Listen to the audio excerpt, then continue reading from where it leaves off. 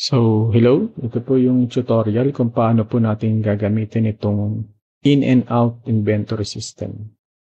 No, so, punta lang po tayo dito sa data. Then, pag mag-out po tayo ng product, click lang natin itong new product. And then, yan. Enter lang natin yung name, SKU, and yung cost. Tapos yung unit na. So, kung wala po yung unit dyan, pwede naman po tayong mag-manual dito sa setup. So, enter lang natin yung product name, SKU, amount, and yung unit. So, pwede po tayo dito mag-enter manually kung ayaw po nila dun sa model. And then, after that po is, ito na. So, stock in na po tayo. So, for example is mag-stock in po tayo ng product 2. For example is today, product 2, quantity, example 200.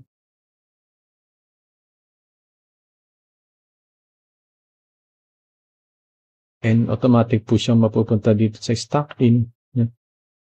And then, example po is nag-stock out tayo ng 50 pieces. Example today, nag-stock out tayo ng 50 pieces para sa product to.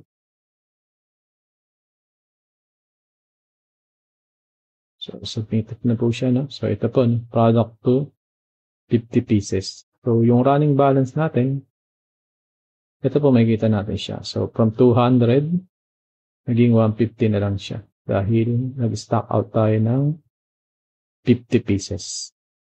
Ganun din dito, no? So, nag-stock out tayo ng 20, kaya naging 80 na lang siya. Tapos, meron po tayo ditong sineset na threshold, no? So, pag bumaba po sa 10 itong quantity, magpupula po siya ng automatic. So, subukan po natin, mag-stock out ulit tayo ng product 1. So, stock out tayo ng product 1. So, gawin natin 80. So, gawin natin 75. Submit.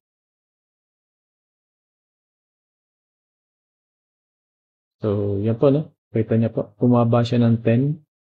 And yun po. Lumabas na yung yes. Ibig sabihin, kailangan na natin mag-reorder. So, madali po natin mamomonitor yung stock natin sa pamamagitan po nitong stock in and stock out system. Then, meron din po siyang report, no? Babasahin ng system natin yung buong sheet, no? Then, lalabas din yung report. List of sold out items, none.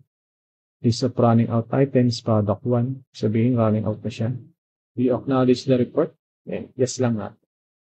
And yan po, okay na po siya, no? So, ganun lang naman po siya gamitin. Yung pag-setup po nito is kagaya lang dun sa sinend naming process sa books of accounts and sa other template po, no?